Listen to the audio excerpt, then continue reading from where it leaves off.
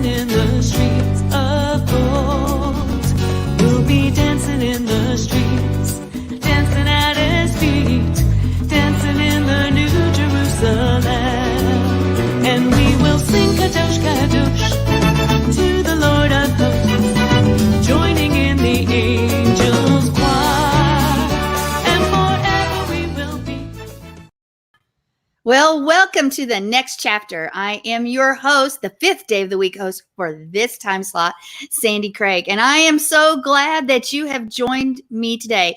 Well, if you want to know who I am, well, I am a pastor with my husband. We co-pastor Life of Worship here in Amarillo, Texas. Yeah, we're broadcasting here in this house from Amarillo, Texas. And we have services live on Shabbat. And you can tune in to our services on YouTube Live at about 5 o'clock in the afternoon on Shabbat. So yeah, you want to do that. Also, we have a few other things we do. We have a Tuesday evening, 8 p.m. Central broadcast called Walking in Spirit and Truth right here on this network, as well as Monday morning War Room prayers. And John hosts Let Us Reason Together on this time slot for the second day of the week time. Yeah, so there's a lot that we do and more. And there's a lot that the network does and more. You want to listen and catch up on that. And what is our main topic today? Well, we actually have two really good topics. In fact, so much that I need to talk less and get to the point. But we're going to talk about predestination. Is there really free will predestination? As well as, you need to stay tuned for this, the weaponization of our food supply. And we have a special guest host that's going to bring that forth. We want to hear all about it. So let's get down to business now so we can get to the good stuff, right? Yeah, right. Well, this is Thursday, November 7th, 2019, the ninth day of the ninth month of Eshvan, Hebrew year 5780. And there are some things going on at Lamb Network. Yes, there are. As you notice, Stone Moss isn't here today, but he will be coming. So take heart. He's going to be here. We're going to schedule him in soon. But all of our shows are also broadcast right there on YouTube as well as Facebook. Yeah, live both places. Hallelujah for that, right? And you can also watch them live on the page. So be sure to check out the Meet the Show Host page and as well as the show information page because there's a lot there to know about. And you also need to understand that this is an interactive show. So if you can come into the chat room, we would love to hear what you have to say, hear your opinions, know what you know, and just let everybody else know too. And if you are watching from one of these sites, please like and subscribe. We want you to do that. Like it and subscribe. Share it to your friends. Get up in front of your congregation and tell them all about it and share it with them. Let the whole world know. Isn't there a song like that? Let the whole world know. Anyway, there is, but you may not know it. So I do not do this show alone. And as I said, we want to get down to business quickly because there's some good stuff to discuss. Yeah, there are other people with me. And here with me today is Joe, the Hebrew, G.I. Joe, the lady ready for battle. And she is coming to us from Ohio, Toledo, Ohio. Hello, Joe. Toledo, yeah. Hello. It's good to see you. I was glad to. Sorry, I had to bug out quickly on the War Room this morning, but you saw what I had, my precious package that came to my door. That's a treasure. That's not just a precious package. That's Wasn't she? Treasure. Okay, if you don't know, my granddaughter, she doesn't normally come on Thursdays, but she came this morning and she saw herself on camera. She sang a song called With Amariah in the Family, We Happy, Happy Home. And she kept singing it over and over before you guys tuned in. And then once you tuned in, she was just a chatterbox. She was. And what? I said she was, and she is. She is a chatterbox. And she has a new name for our leader, Mr. Mark David Smith, who is the founder of this network, who gets us going, who's the producer of this show. She calls him, what'd she call you? Shark? Shark. So your name's now Shark. Da-dum, da-dum, da-dum. She loved it that she joined right along. Now she will always know you as Shark. So you have a brand new name. Yeah, when my daughter Sarah was here in June, she brought our two grandsons, which we rarely ever get to be with, together. thank God for FaceTime and, Marco Polo. She uses Marco Polo more than anything else. But we get to see our two grandsons every day, literally every day. We get to watch them grow up and all the different things that they do. But when they were here physically in June for a month, I got overloaded with all the new children songs. But, my daughter was raised up by this old man here with all the old children's songs I grew up with. So she remembers them and she incorporates them with the boys, and it's not all new stuff, and which I highly recommend. Learn the old stuff. The good stuff from Sunday school was even good. You just keep it going. And I would hate that we would lose those things in our society, the things from times past, which were just the most excellent stuff, and taught the children about God. And he has the whole world in his hands, and the kids know, her kids know these things, so how many of the kids these days know that song? I don't. Mariah and I do. I may never. We walk around marching the infantry, riding The cavalry. yeah. So we try to do them all. In fact, you probably don't even know. We'll sing "Only a Boy Named David," "Only a Little Sling." That's way back from when I was a little girl. I don't remember that one. Yeah, my mother was big on singing Bible songs all day. So when she was home, so Needs to.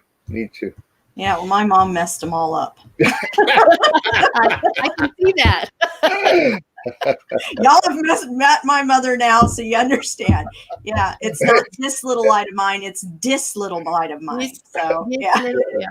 Well, hey, thank you for mamas, and thank you for bringing it forward. Well, Amen. I wanted to let you guys know before we jump into Mark's topic, which is a topic we're all going to discuss. I did not answer the question of the day last week that said there's a study that finds men with these will end up making better life decisions. Before I give away the answer, does anybody want to tell me what it is? Say it again, the question. There's a study that finds men with these will end up making better life decisions. Children. Like, I think. I'm sorry. I said children. Children. Well, that's a good one. I think it's the same answer that you had for another one of your questions. I think it's a man cave.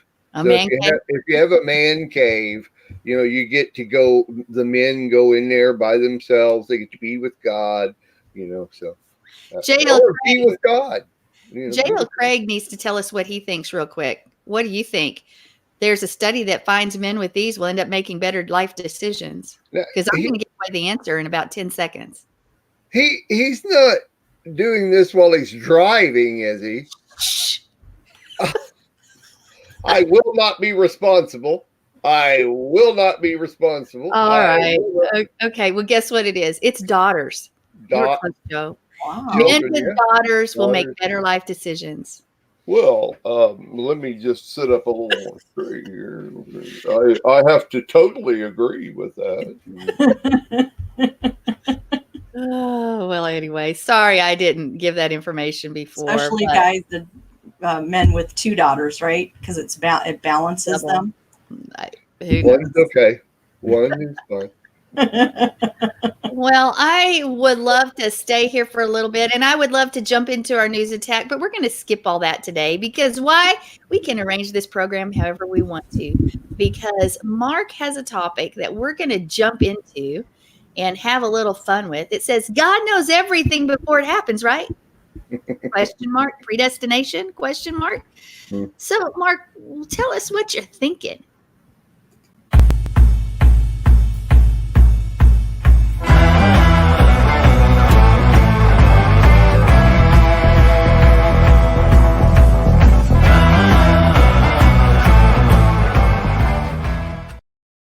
Man, if you don't, you got to have the music to get things going.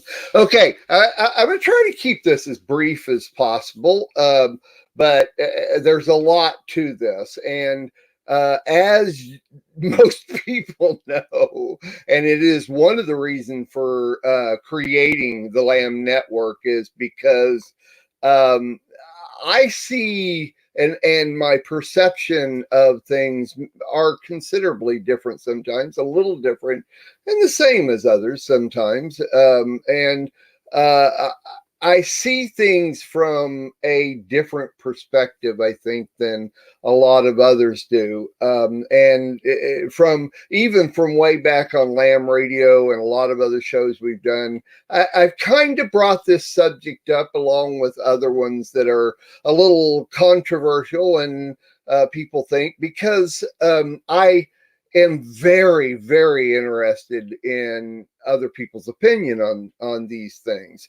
And predestination, or the question of does God know everything that's going to happen in the world, the spinning world, and in our individual lives, 7 billion plus people? Does he already know those things that are going to happen from now until the time we go to be with the Lord? Does he plan everything that's going to happen in the spinning world and in our lives? Or does he have an idea from the beginning that if you choose these things in your life, this is what's going to happen to you individually? If the things that happen in politics and world leaders and people that are in authority of different countries, different regions, different cities around the world, if they make these decisions, then these things are going to happen.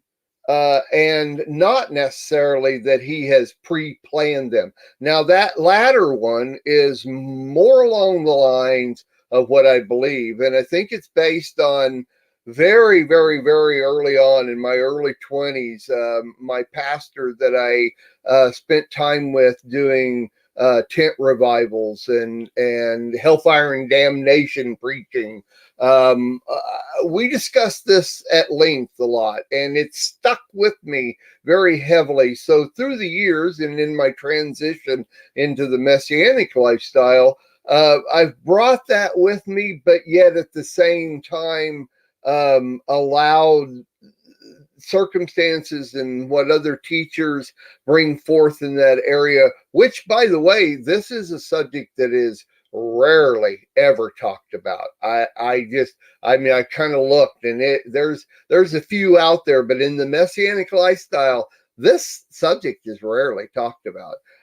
So I'm real interested. But again, too, if you know me and how I teach and how I understand things, I also have this, well, what do I want to call it? I have, I don't like it when people just use words or phrases because they've heard somebody else use it, and that's the way they understand that word or that phrase, and they just use it randomly. And so for me to understand something like predestination or God's will or at will, those type of things, I always need to know the definition of these words. So I've kind of put together a few words so that we can understand a little bit more. And I'm going to start with the word destiny. Destiny, in my opinion, is a word that is highly misused. Highly misused. And people even name their girls Destiny. Of course, with the LGBTQRST, I think even boys will probably be named Destiny. Anyway, makes a cute little girl's name. But do people really look up the definition of these things before they go naming their kids the names they name them? So, destiny, the events that will necessarily happen to a particular person or thing in the future. The hidden power believed to control what will happen in the future. And then they put the word fate. I think that's interesting. So, and by the way, these words, all these words that I'm giving you are, they're from Latin. And so that makes them Greek words. Don't get me started on Greek words. That's a whole nother show and a whole nother subject and talk. So let's flip over to fate. The word fate means the development of events beyond a person's control. Beyond a person's control, regarded as determined by a supernatural power. The course of someone's life or the outcome of a particular situation for someone or something seen as beyond their control. The inescapable death of a person. Now, this is the one you really want to get because fate is the base word that is behind destiny. And this is where these come from. Being a Greek based word, this next definition will explain these in detail, and also the next words that are coming based off of the word destiny. Destiny and fate. Fate is our base word, our foundation word that creates all these others. So I want you to listen to this because this is really important. This is the origin of all these words. It's three goddesses who presided over the birth and the life of humans. Each person's destiny was thought of as a thread spun, measured, and cut by three fates. These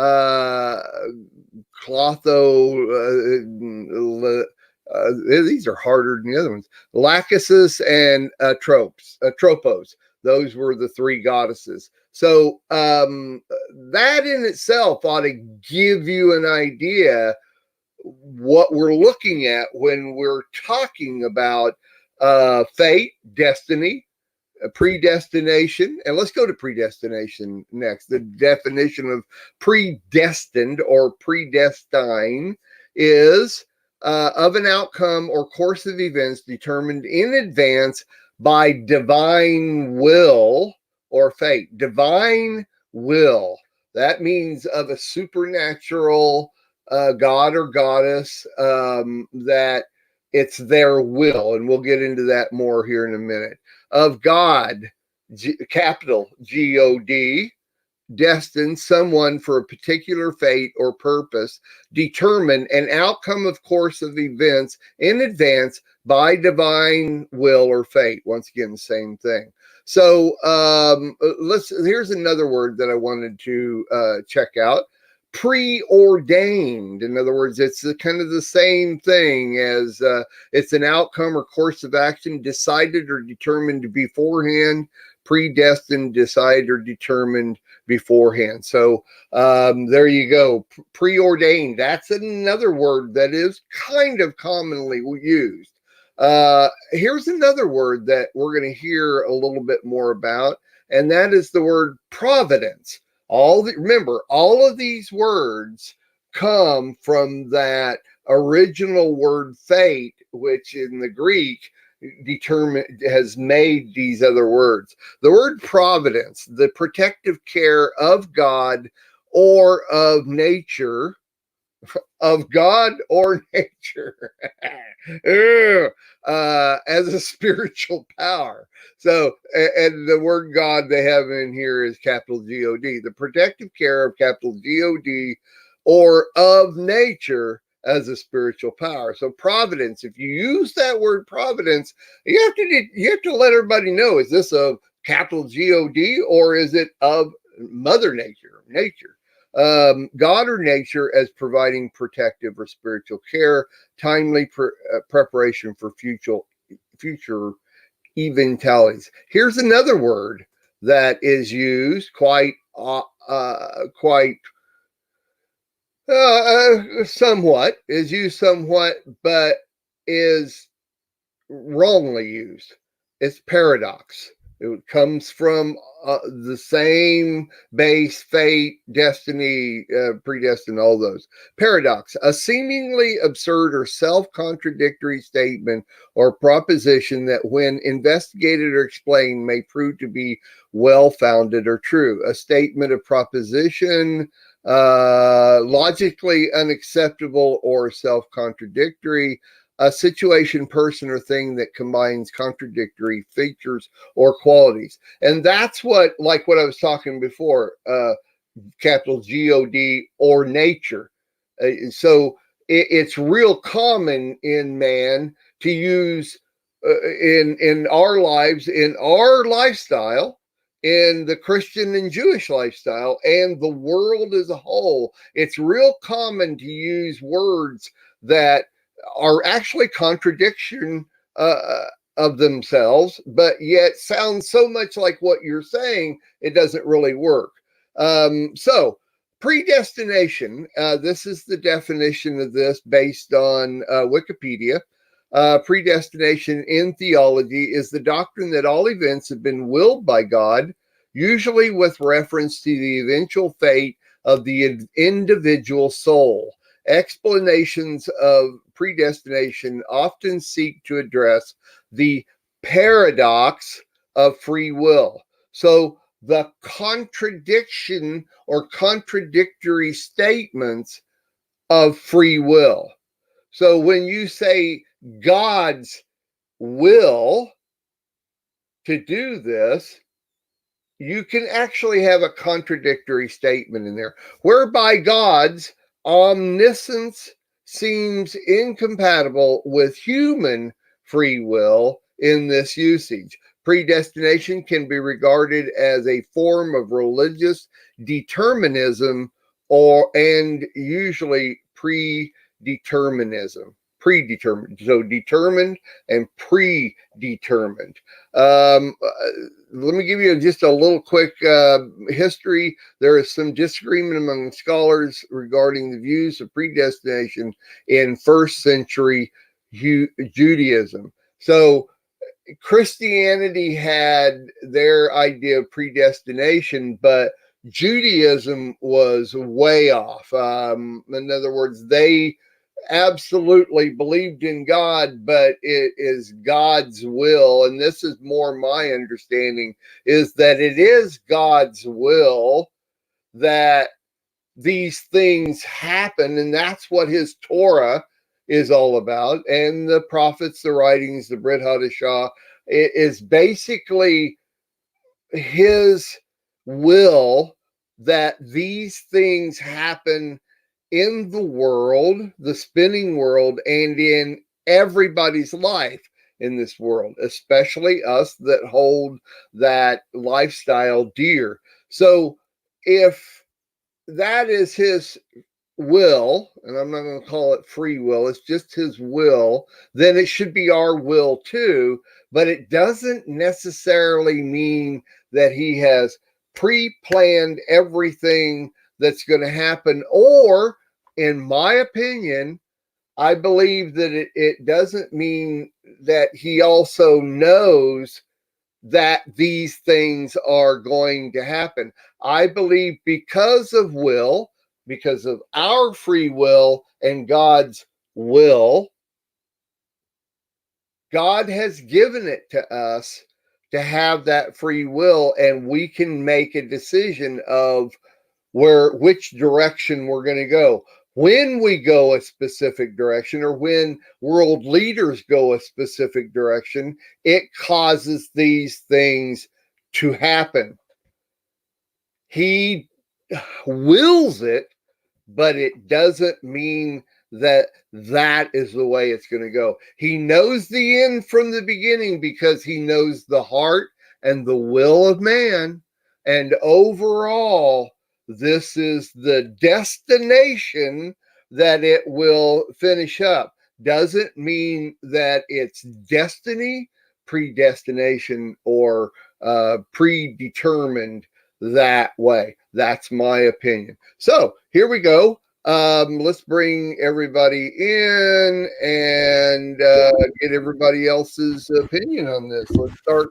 Sandy, what do you think? I mean, based on the whole thing that I put together, I'm very interested. There's no wrong or right answers. Well, I personally believe, and this is only my opinion, that I believe that time is something that we are restricted by. It says that we are seated in heavenly places right now with him. And with that being, I believe he does know the end from the beginning, as you said, but you said it in a different aspect. I believe that he has given us, he has things set in order, but he also is not restricted by yesterday or tomorrow, that he's already been at the end. He's already seen the end. So thus he knows our choices. There was an interesting thing I came across on this, and it says, let me find it and I can tell you what it says. The sun can melt butter, but it can also harden the ground. The sun can make the flowers grow, or the sun can cause death to those very same. It's the same sun shining, but on the world or on the individual, but it is determined. It is all determined by the vessel. Yah knows if the heart will be receptive to change. It's the heart that makes the difference. But in that, I believe that. So I believe a little differently than you, and that's okay. That he's already seen the end. He knows the end result. Yeah, we see how his heart was changed because he's already been there. He's already seen that by Abraham and others.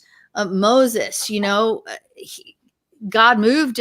They moved on Yah's heart, but he's already seen the end. He's already seen the beginning. We know that he says that he wants. Hello, here's Mr. John Craig. Hi. We know that the word says that he in Ezekiel 18 that he wants us to have life. He wants us to choose life. We see, but we also see, like in Matthew 22:14, for many are called, but few are chosen. And so you see these verses that seem contradictory, but in fact they're not. When we find a contradiction in the word, it's not the word that's contradictory, it's our understanding of the word. Now, as you brought up the sages say it's a mystery. In Judaism, they say it's a mystery. Predestination, free will, it's a mystery. And the fact that we try to reason it out with our human reasoning is not going to work. We're not going to be able to grasp the infinite wisdom of God, period. And I believe in that, in part, that's true as well. How we can't figure that out. But yet we also know that we also see where Joseph said it was God's will that he follow that journey, because he had the journey planned out from the beginning, even though the brothers chose to sin and do what they did. So we find this concept of free will versus, or as you said, will. I'm saying free will versus predestination throughout the word. But the contradiction is just in our understanding, because our minds are so finite. Our minds, we try to understand something that's a concept beyond our understanding, because again, I believe we are so linearly built that we see time as this thing that hasn't happened.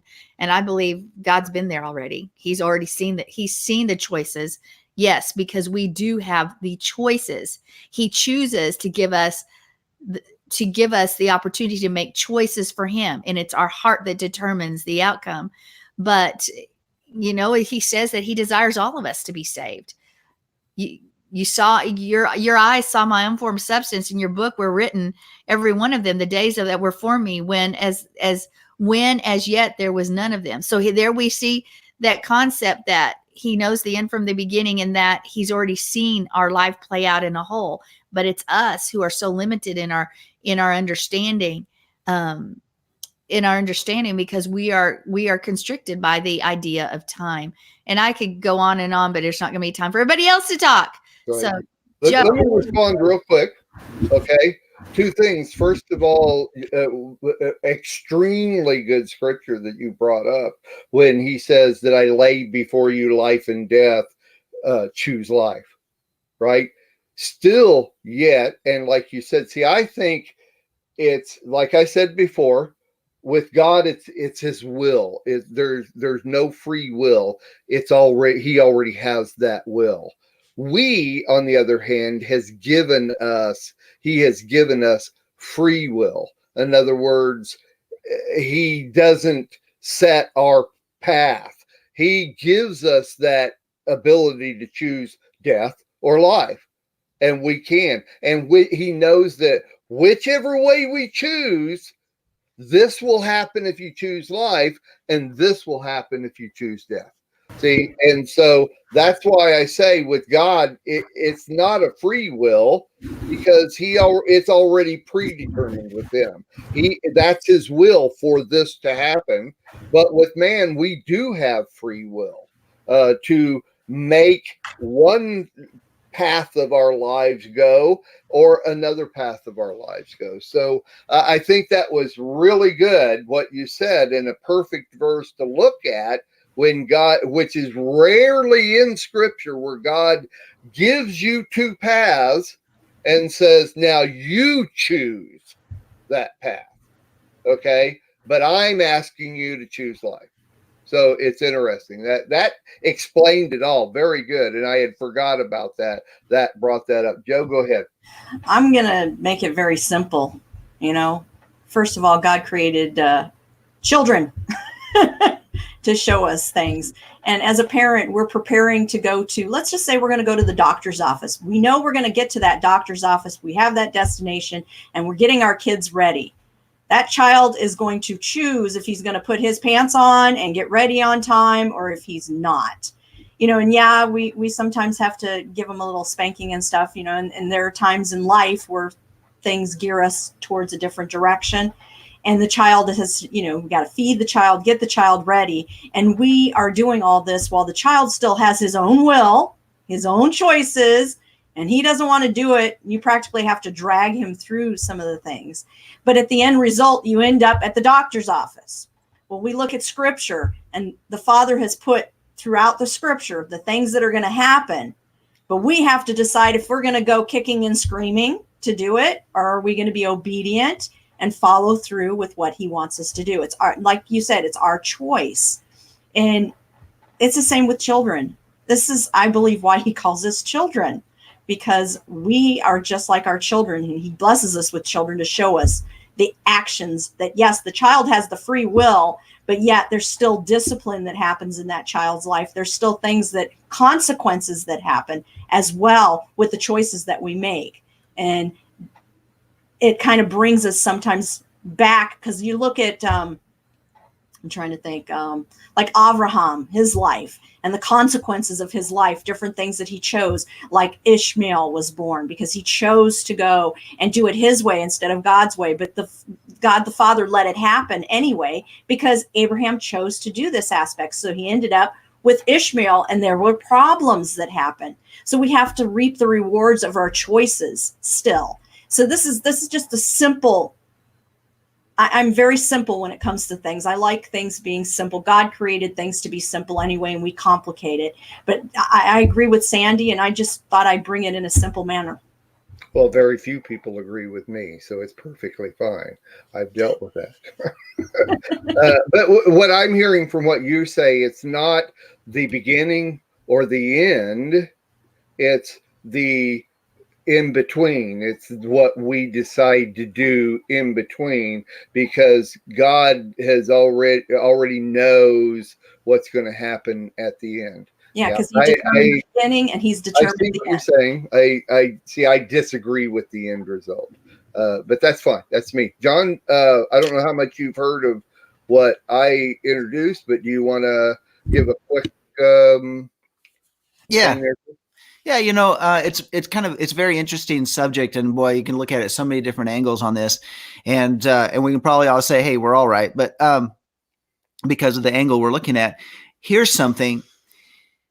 When you look at what's happening in the world today with the effect of quantum computing, they can actually have multiple scenarios, multiple personalities, multiple events going on, and then boil it down to one individual and predetermine the outcome based on computing processes of what that person is going to do and how they're going to react, what they're going to live out in the course of that scenario.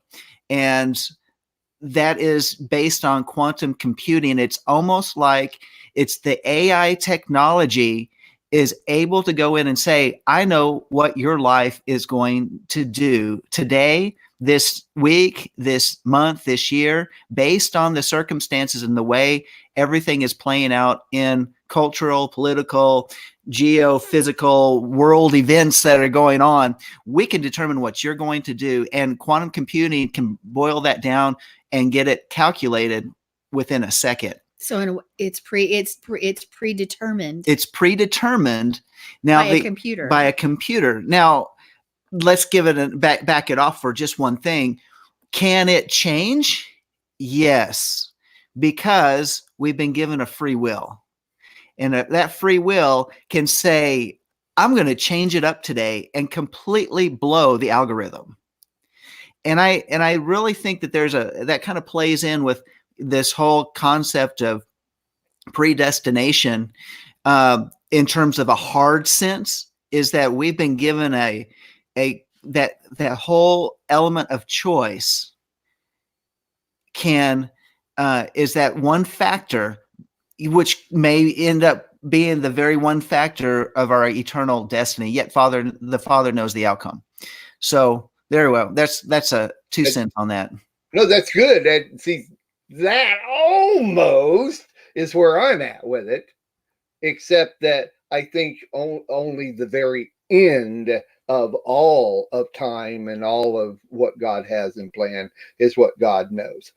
In between there, he kind of has an idea because man and world leaders make certain decisions. I agree. Very similarly, and I'm almost done here. Very similarly, I've asked John, Sandy, and Joe to watch a documentary that I just saw on Netflix. I think everybody should watch this.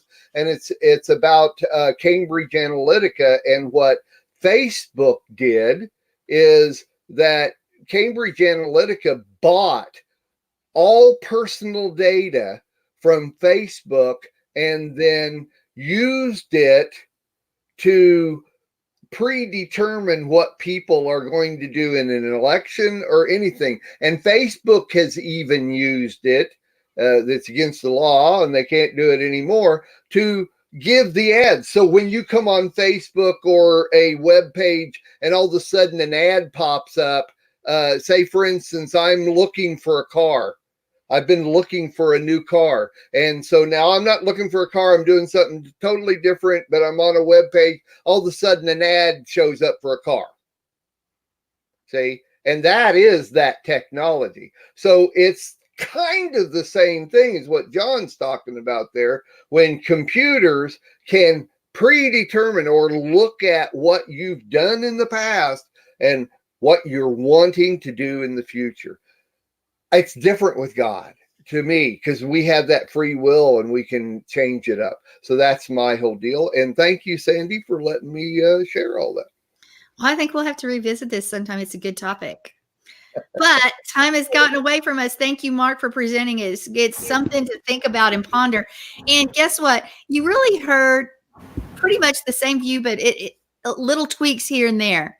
You put it on a shelf and you go study it out and you pray and you let that happen. But we're going to go to our news story because we have a guest here, Mr. John Craig, the pastor, co-pastors with me at Life of Worship. And I think this is the first time you've been on this show, The Next Chapter. I think it is the first time. It is. I appreciate the invitation. But there's no time for frivolities. We can't talk about that. No, because it's time to we've got a big news story today. Actually, it's a story that we wanted to present on Walking in Spirit and Truth, and we couldn't get it done. We tried, and there were so many technical issues, and it needs some time. So you guys, I will post a link in there for you to watch a video at your own time. But we're talking about the weaponization of our food supply. And you may say, what? Well, what a perfect way the government can use to control you, but to control the food supply that you have. Synthetic food is now popular or becoming popular. In fact, synthetic food may be filling our shelves soon. And that's all that's there. Synthetic food made up of chemicals, et cetera, et cetera. We have losses because of natural disasters, as well as man-made issues with the chemtrails and things, spraying things in our crops, basically make them not grow. If you had a hard growing season this year, there's a reason for that. Production down 20%. Guess what? Prices are going way up, whether you've noticed it or not. And we're going to talk a little bit about the weaponization of our food supply, a lot of it actually, and some more specific information. So we're going to let Mr. John Craig take it away. All right. So I'm just going to get some stuff going here to get our brain juices flowing, so to speak. But I want to give you a couple quotes. Here's a quote from George Orwell. "We may find in the long run that tinned food or canned food is a deadlier weapon than the machine gun." And then another quote, Michelle Jerkovich said this: "If starvation is cheap and requires low levels of technology, why not always use it?" And here's something else. Well, so here's what's the point here is that food and its production, I'm going to read a couple different things. Food and its production has been a principal concern since the beginning of time. Governments monitor the food supply very carefully for the sake of national security. The fluctuation in the price of core goods can make life very hard for everyone. So give us our daily bread, because a hungry citizenry can bring a nation to ruin. Well, what have we been seeing, and what's been going on that's been in the United Nations documents? It's been in the scientific journals. It's been it wasn't published widely until the day after 9/11 of all different things, and here we are in the year 2019, where it's been talked about, discussed for a year. FEMA has planned for it. Homeland Security has planned for it. All these huge government agencies have been set up and figuring out what are they going to do when there's a serious crisis in the food. But it's beyond just coming up with a serious crisis in the food production, but it is a point in which the government is able to control food production to make it, or seizing food production to make it a crisis. Now let's take some things into account. There have been events over the last several years where there was a county in South Carolina where they did and I'm going to call it this because this was a Mike Adams Natural News report, where they nuked a county with chemicals, which literally killed the entire production of pollinating insects. And for example, 2 million bees were killed in one aerial spray over. Because what was it for? It was for, and this is what they said, for the general public's good. Why were they doing this? Because they said that they needed to test a particular chemical to see if they could wipe out the nefarious Zika mosquito, or Zika virus carrying mosquitoes. And what did they find out? Yeah, they were able to wipe out every organism that pollinates in that county. And that weaponization of using chemical spray overs, from pesticides to the geoengineering, which, by the way, the geoengineering that we see in the skies today, some have called it chemtrailing. It's when you look up into the sky and you see long plumes of cloudy, filmy-like sprays coming out from aircraft. You may even think it's clouds because it's dispersed. Yeah, and they're all straight line, grid lines. that they eventually cover the sky and cause almost a dimming of the sky, Haze. a haze. And these are not contrails, because contrails dissipate rather quickly. But in those is more than just aluminum and barium, which are, of course, bad for the soil and bad for crops and bad for health. But they're also have found out, when they do a chemical test and analysis, that there's other ingredients within those Body sprays, parts. which includes human cells, nanoparticles of blood, and a number of other different things that actually fall onto the earth, onto the plants, and are absorbed into the plants. Enough so that it makes plants actually bleed. Yes, there have been plants Look like blood is coming from So- plants now. Yeah, there's certain plants that their plants are filled with chlorophyll. So if they're going to leak anything, it's going to be maybe a clear or a greenish liquid that's going to come out of them. But they've actually had blood, and you test it, and it has nanoparticles of blood within it, and it's red. It's red. Human blood. There's things that's in those chemical sprayovers, and that is causing an oxidation within the plants. And for example, one lady, and her name is Celeste Bishop Solomon, and she was part of FEMA, and she was involved in these high-level government organizations. And when she found out what the whole plan was, she packed up her suitcases and left town. In fact, what she did, she heard them laughing about killing the population, which is why this is happening. It's the global agenda to knock off the population, to control and seize the food supply, so that the only food that you get comes from the government, synthetic food, which will either kill you at the moment or kill you later down the line.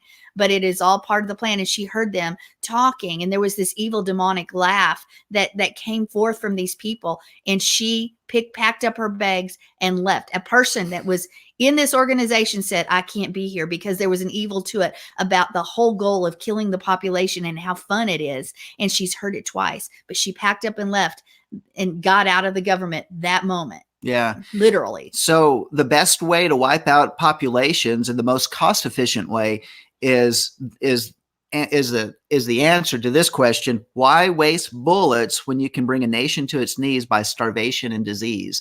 Now, when we look at what happened with the crops this year, the crop production this year in the United States is only 20% of what it was last year. And we can say a lot of weather related different things. And the question is, the weaponization of our food supply is not only related to the geoengineering aspect of it, but also the weaponization of the weather, as it's To control the food. to control the food process. Too much rain, not enough rain. They can control They can control how much rain comes in and is dumped on an area. We've had massive floodings, and we've had massive droughts, and that's not just in the United States, but it is worldwide. And so much to the point that China is like, what are we going to do to feed our population? And they've been coming to the United States. And President Trump just passed some type of trade bill with China by which we would sell a portion of our food to them. But what's happened this fall during the time of harvest? They have, and of course, there's harvest throughout the summer. So they've not been able to get into a lot of the fields because there was such an early snow in much of the bread belt that they cannot get into the fields to harvest the soybean and the corn. And because the snow came and it's too wet, and then the concern of fungus and molds and stuff getting on the crops, not only the production was less, but what they're able to harvest out will be less as well. These are the things that the government's been paying attention to.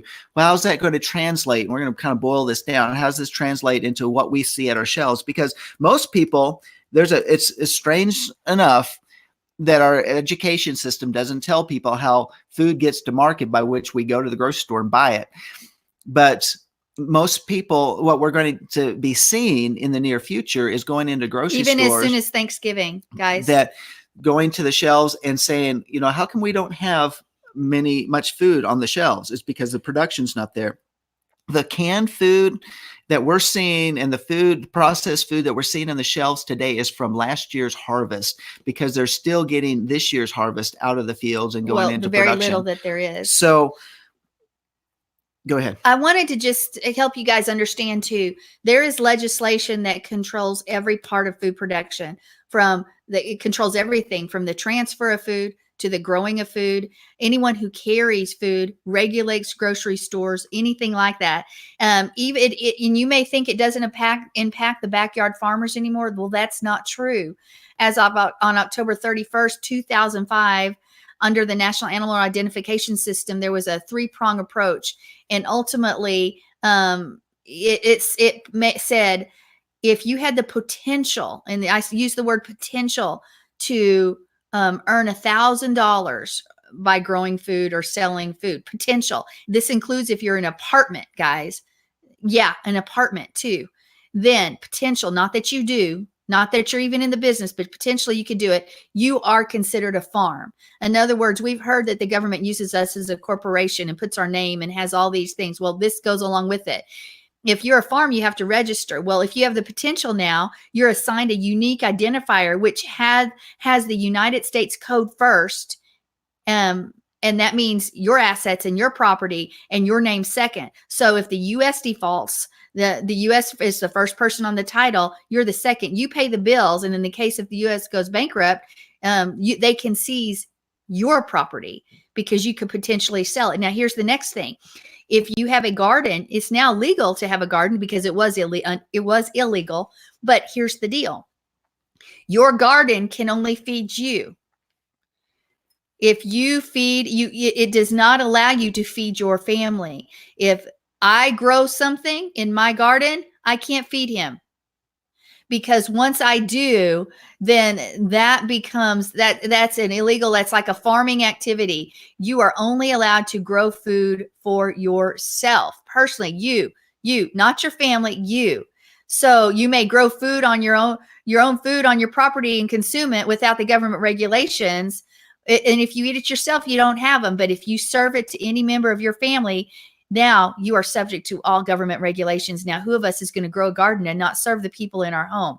Well, because we serve the people in our home, we are now subject to government regulations because they want to control all the food and they want to get rid of the food, just like they push vaccines, because the vaccines are ultimately, there are things in there that are going to kill you. 9% effective this year is what the government says their vaccine is, but yet they're pushing for flu vaccine. For the flu vaccine. Only 9% It's the effective. same with the food. That's why they're moving to synthesize food, fake food like fake news, because that way they can add what they need to add and control you as a person. Are you going to be subject? Are you going to do that? It's been suggested by Celeste that you start growing food in your home during the winter. I don't know how that's going to work out, but I'm thinking I'm going to figure it out. Now, here's the next thing. You may say, well, I'll just go out into the wilderness and get my own food.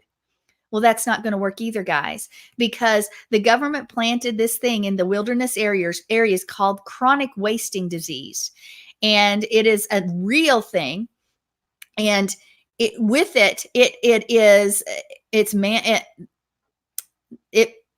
eats the brain, so there's no brain left. And you will never know if it's been contaminated, but they put it out in the wilderness areas to attack plants and animals, deer, elk, moose, all of that stuff that we might use as a food supply, so that if you took hold of that meat or that plant, that you would contract that disease and you would also die. It's man-made bioweapon and similar to the Andromeda strain. And we got to take it serious. And they've done it so those people who live off the land can no longer live off the land. You have to come into the cities. You have to be government dependent. It is all a plan of our government to control us, the weaponization of our food supply. So we can't even go out and kill our animals. Now, if you look at the map is centralized in some areas of where the chronic wasting disease exists. But Celeste Sumar, who was in this government thing, says, don't be fooled. It's everywhere.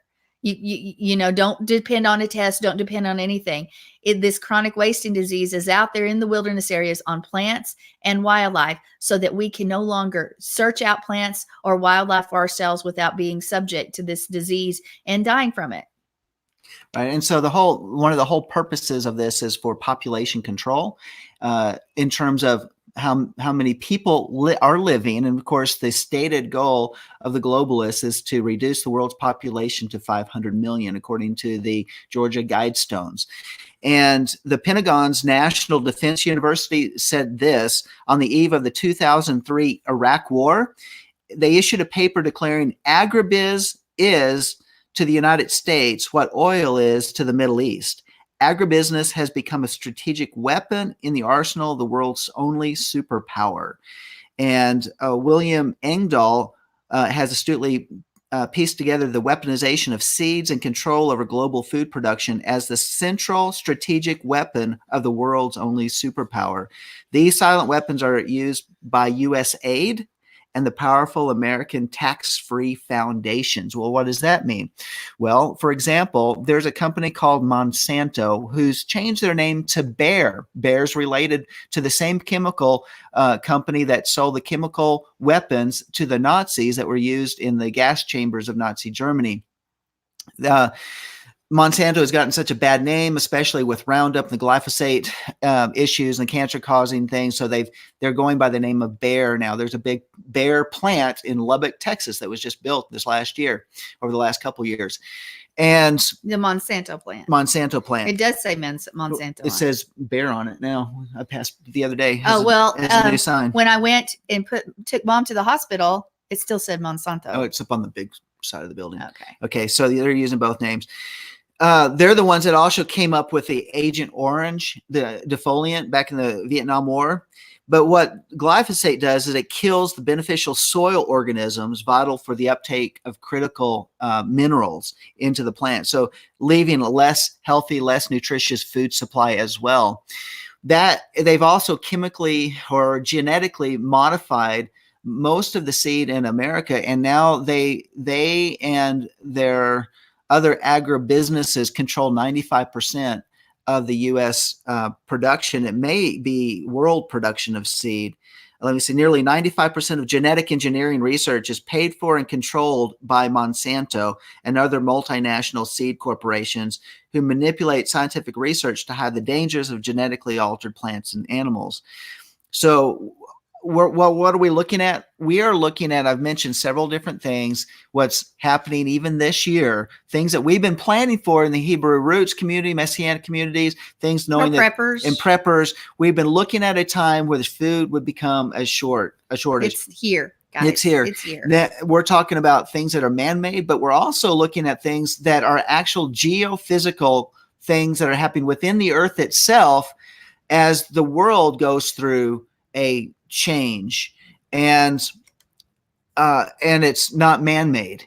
It is things that are being affected by the sun, the grand solar minimum, with things as well as radiation coming not only from the sun, but also the radiation coming from the other side of the earth, as well as the effect of these coronal mass ejections that are hitting the earth, that are really hurting the electromagnetic field around the earth. These type of things are all affecting the planet. They're causing planetary changes, and it's creating like the perfect storm where our food supplies are at risk more than any other time in our history.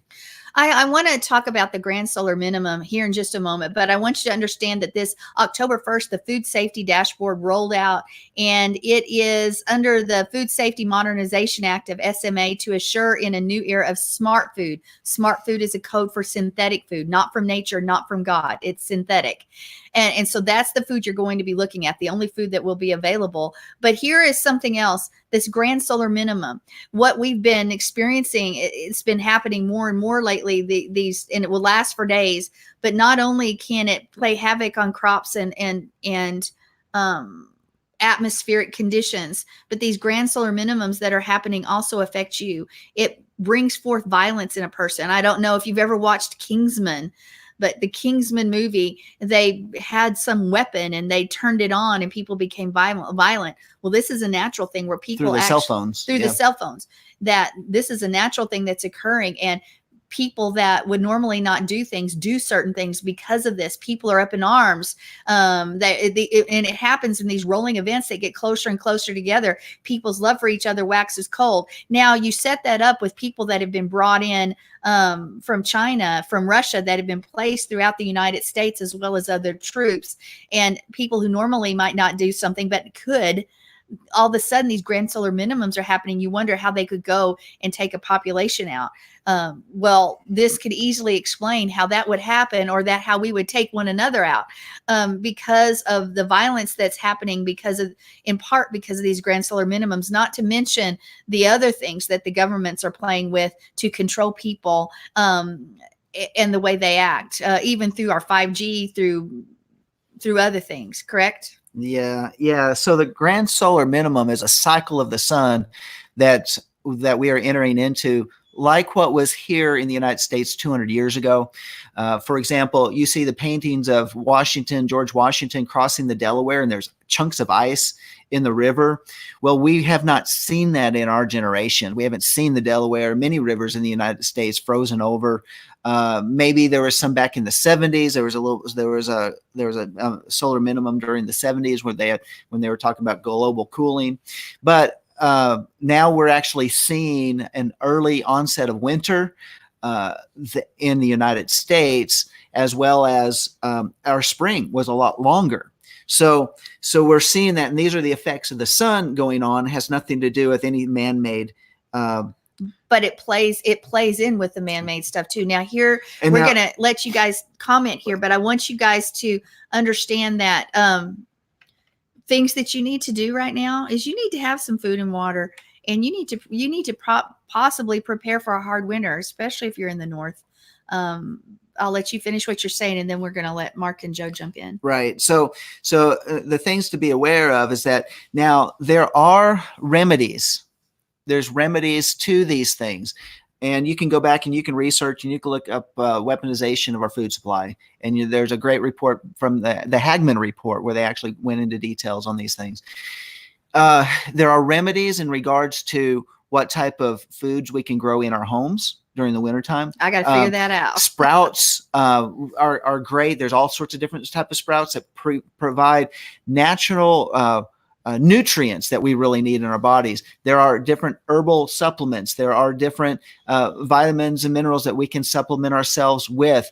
There are also things that are natural remedies that can actually fight some of these chemicals that they've put into our foods that affect our bodies, so that we can have bolster our immune system against them and purge our bodies and cleanse our bodies from these. So those are things that we need to research as well. And do not fear, because we are Yah's, but we also need to be wise in what we do. And we need to prepare, just as Noah, just as Joseph. So we're going to let you guys jump in. There's a lot more we could say, but there's no time to say it. So we would love to say more on it, because we didn't even cover even close to what we had.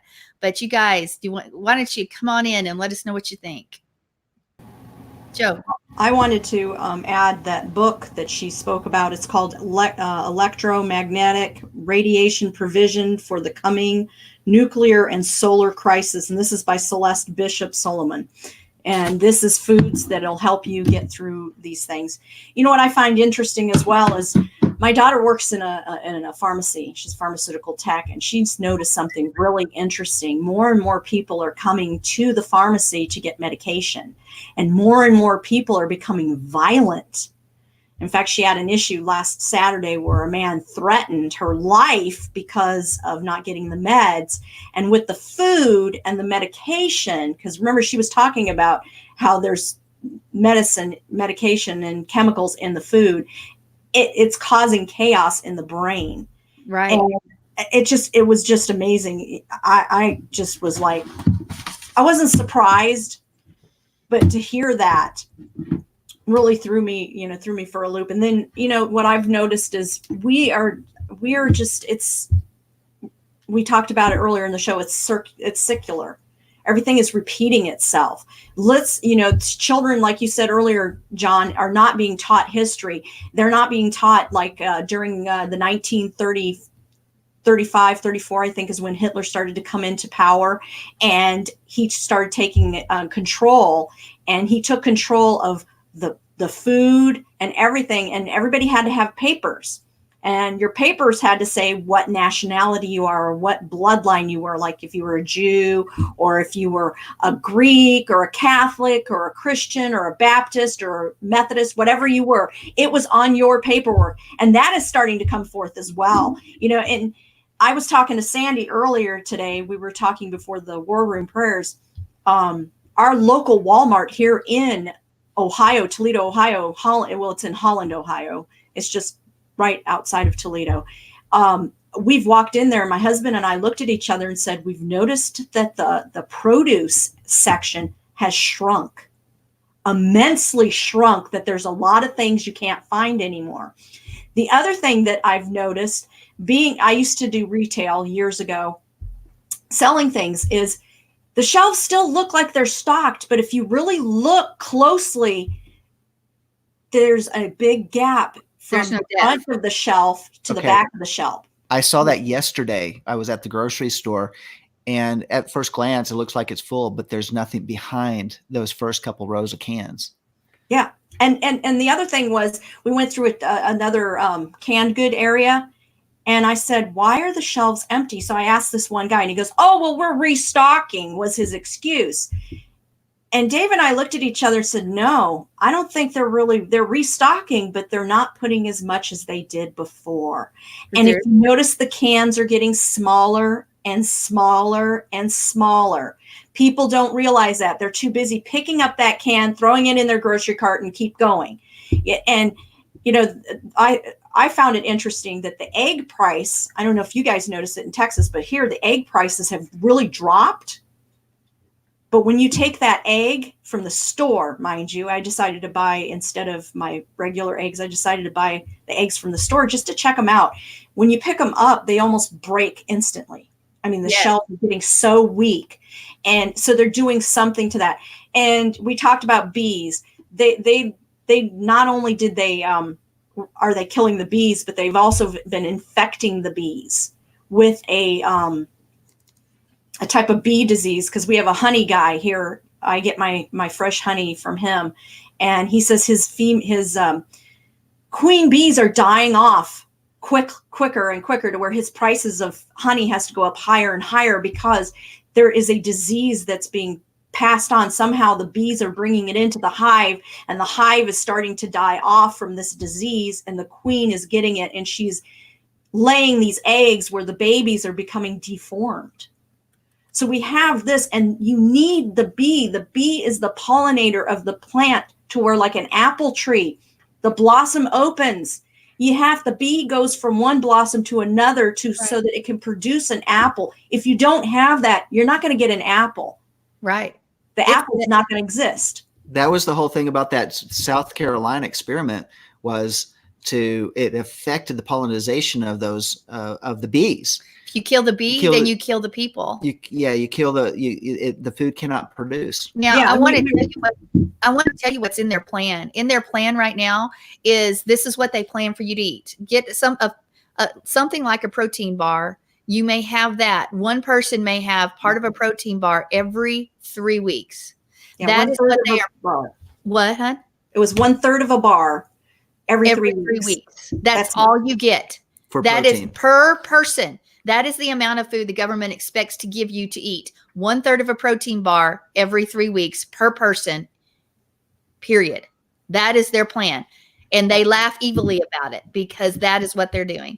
Mark, I want to bring you in. Oh, Joe, go ahead. I was going to say one other thing, because, you guys know my mom's from California, and I found this interesting. My sister had told her this, because she's a realtor. They are now selling more and more condos. They call them condos. They're apartments. And my sister went into these apartment condos, and they're all computer security cameras. You've got these refrigerators that talk to you. They sound wonderful. Okay. And my sister said, I felt like I was in a sci-fi movie when I was showing this condo to someone, because they say they have a locking mechanism. Now think about it. They have a locking mechanism. where it's all computerized. You stick your thumb on there or your eye or whatever it could be, you know, or punch in a code. Well, you're in your apartment. All of a sudden, the government decides there is a lockdown. You are locked into that apartment. You cannot get out of that apartment. All the windows are locked. Everything is locked, but it's for your safety. And it's all controlled by AI, which is a whole nother area we didn't even get to discuss yet. AI is going to be in control. Mark. You guys are all a bunch of conspiracy theorists. I don't believe a word of anything you guys said at all. Everything's fine here. We're good, you know. You know, I don't know what's going on. I don't see it. Seriously, I was in Walmart yesterday. The produce is overstocked. All the canned goods. This Walmart here, they stock 24/7. There has never been one time I have not been in that store in the aisles, in multiple aisles, that they are constantly stocked. And I'm saying the full thing is there. Now, I that's what I see. I mean, I can only speak of what I see. I don't study this stuff out like you guys do, so I don't really have anything to add except that so much. One thing Joe said that I do agree with, that I've been noticing for quite some time, is the eggs seem to break immediately. And I don't like my yolk broke. I want that in over easy. And it's easy when the shells are so thin that you break that, and it's real easy for the yolk to break too. So I've had to learn not to. Now, we'd love to get, buy them at somebody's house down the road, but the one we were getting them from don't do it anymore. So anyway, seriously, I don't personally, I haven't seen it. So I can't speak to it. I believe everything that you guys are saying. My fingers are crossed. I'm just joking, but I mean, I trust and respect everything you're saying. But once again, here's my question: could this be at least starting from regional areas? If both of you guys are seeing it, but I don't see it at all anywhere. And we get our groceries from 3 different sources. In other words, I buy the basic stuff that is no big deal from Walmart. Adina goes to Food Lion and Publix because she likes the quality of other things and different products we can't get at Walmart. She buys from there, but it's the same thing. All 3 stores in our area, 3 grocery stores, are overstocked all the time. I definitely think you're going to see geographic moves, but you're going to see a lot of this experimented with in California. In fact, they say they're experimenting with California, and you're going to see it. The larger the city, you're going to see more effect from it. Okay. And what I want to remind everybody, a lot of this information isn't coming from somebody who's outside just sitting at a computer. The information is coming from someone who worked in FEMA, who heard the plans, who knows the plans, who seriously studies and knows what's coming. And she herself said, time's pretty much up. It's not that it's going to start. It's already, there's not an event that's going to start things. It's already started. I can tell you right now here in Amarillo, I was telling Joe this earlier, canned salmon and some things like that, that's been unavailable now for 5 to 6 months here in Amarillo, Texas. It's been off the shelves. You look at the shelves and there's a big blank spot. And I keep thinking they'll resupply, they'll redo. Nothing's ever, at least the last time I went to the store, which was a few weeks back, but it was not there. And that's been months. So I'm going to let you talk some more, John, here, but I want us to remember, it's not just us sitting out here. This show is simply, you don't have to believe it. It's okay. But we want a warning out there, just because we do need to be prepared. What if she's right and by Thanksgiving there's nothing on the shelves? What if it becomes like Poland and other countries back in the day when all you could buy was, you walk into the store thinking you're going to stock up and there's 2 things available? some pate and something else. You know, are we prepared for those times to come? Are we prepared? You need to ask yourself. I understand what you're saying for Thanksgiving, but isn't it great that Christmas presents aren't food? Because there's an overabundance of those. And so I think they're taking everything off the shelf as food to make room for more Christmas gifts to be sold. Think about that, Mark. Yeah. Hey, you got to have different perspectives on these things. We can eat the cardboard, right? So I want everybody to consider this. This is according to the FEMA statistics, is that only 3% of the people that are listening to this broadcast or that are studying this out will actually do something about their own food supplies. 7% of the people listening that learn about this stuff will do one or two things, and 90%, and this is the government's own statistics, 90% will do nothing, even if it means their death. They're going to sit there and say, well, it's God's will, or it's God's going to take care of me. I don't have to worry about that. But in Acts, they had, I believe it was 14 years of prophetic word saying a famine was coming and to prepare and stock up and store. And in that course of 14 years, the believers did store up. And when the famine hit, the believers in Jerusalem had stores in order to supply food, not only for them, but for their neighbors. And that is one of the things that we have to consider, is that we have a number of different issues. If we simply look at the weather patterns this year, the elements of that perfect storm, all of the events coming together congruently, creating an aspect that there are food shortages on the way simply because of government statistics. And I don't believe that even what they're telling us now is even the full spectrum of how it's being affected. That I think they may be even being a little too positive on the food production. Now, I'm not trying to say look at the glass half empty. I'm just saying let's be realistic and be prepared. And what do people do when they're hungry? Let's forget the grand solar minimum. They get angry and they sometimes get mean. Well, with the grand solar minimum and things like this, expect people to go berserk. That KP index, when it goes down to zero, you'll have more heart attacks, mental illness, everything comes up. And all this is happening at the same time. Well, you know what? I have family in Spain. Y'all know that my mom's from there, and they've conversed with us, and things are really bad there. I mean, we've heard about Venezuela, but you're not hearing about the things that are going on in different countries. Spanish people are going and trying to leave their country looking for jobs and everything, and looking for food, because there's lack of food, lack of jobs, lack of everything over there, to where they are really suffering over there big time. And they are to the point where we've talked about it on the show about, they've talked about eating flesh. That has happened in Spain, where the history of Spain in the 1930s, I think it was. My mother had told me about the stories about how they ate the rat. First they ate the cats and the dogs. Then the rats started to come, and they started to eat the rats because they were starving. The people were starving. Well, it has begun in Europe.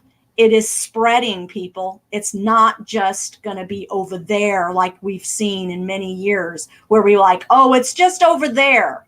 It's not over there anymore. It's beginning to happen here. We're starting to see, like Mark doesn't see it in his area, but we're seeing it in Toledo, Ohio. They're seeing it in parts of California. They're seeing it in Texas. They're seeing it in, I believe she was from Minnesota, right? Or Montana. Montana. So they're seeing it in different places. They're strategically putting it in different places. And in this area, Lucas County is where I live. Lucas County and Wood County have farmers. The farmers do corn and soybeans. Their corn and soybean products were about not even 20% this year because of the rain and the snow, because of the area we're in is like considered swampland, and they had lost a lot of crop. In fact, even the farmer that used to be my landlord, his home garden he did a home garden that was like 20 feet by 30 feet for him and his family and his brother and their family. You know, they all get together and do it together. And he says we got 1/3 of anything from that garden this year because of this weather. Yeah. I And think we had the because of same. the stuff. At Celeste Bishop Solom's website at theshepherdsheart.life. You can look that up. She's got a blog on there where she took pictures of her garden, comparison of last year and this year, and how and she has greenhouses. She has a greenhouse where she grows a lot of her stuff, and she showed the difference between last year and this year. And she's someone that has been doing this For decades. for 50 years. She knows how to grow plants, raise chickens, goats, all that sort of stuff. And she showed the difference of how her own soil, which she mends, she puts not chemicals, but nutrients, all that sort of thing to grow organically productive plants, how it's been greatly affected. Well, there's so much more to say on this subject, but we have reached the end of our broadcast. I know. I'll make a segment out of this so that we can have it individually on the website. People can go watch this individually. So, and that will be available. I'll publish it to the social media and that type of thing too. So, but we do want everybody to understand that this is all top secret. So please don't tell anybody about it. Oh, guys, there's so much more to talk about on this subject. We could, 2 hours would have been a start, but there are so many parts of this that we didn't even begin to cover. So do some research on your own and pray. And if the Ruach, if the Holy Spirit leads you, do some preparation. They always say you should have at least 3 days of food, even for natural disasters, food and water. So at least have that. And maybe if you figure out how to grow a garden in your tiny little house, which I've got to figure out in the midst of winter, let me know, because I'm going to be working on that myself. So, and if there's 2 of you, you need to have 2 gardens. You got to have one that says John and one that says Sandy, and then one that says Amariah, et cetera, et cetera. So, but you know what? Let's pray and let's not fear, but let's be informed. All right. We do not fear. The Father did not give us a spirit of fear, but a power, love, and of a sound mind. He gives us wisdom on how to work and how to act. And remember, one thing we've got to be ready for is our heart, and the safest place to be is the center of his will. So that's where to be. Anyway, I want to thank you guys for joining us. Thank you, John, for coming on the next chapter for the first time. My pleasure. And I know you wanted to talk more, so we may have to have a part 2 or something somewhere. Maybe it'll be on walking this next week. So maybe we'll put some time aside for some more of this to continue this conversation. Mark, thank you for joining us. Joe, always a pleasure for both of you. And I guess, what else do I need to say? Oh, next week we are going to have part 3 from Sherry on the seductive nature of the occult, part 3. She's going to bring some things forward, so you don't want to miss that. And I'm not looking at a script right now. I think that's it. So, hey, till next time, to everybody, thank you and shalom. Shalom. Shalom. We'll be dancing in the streets, dancing at his feet.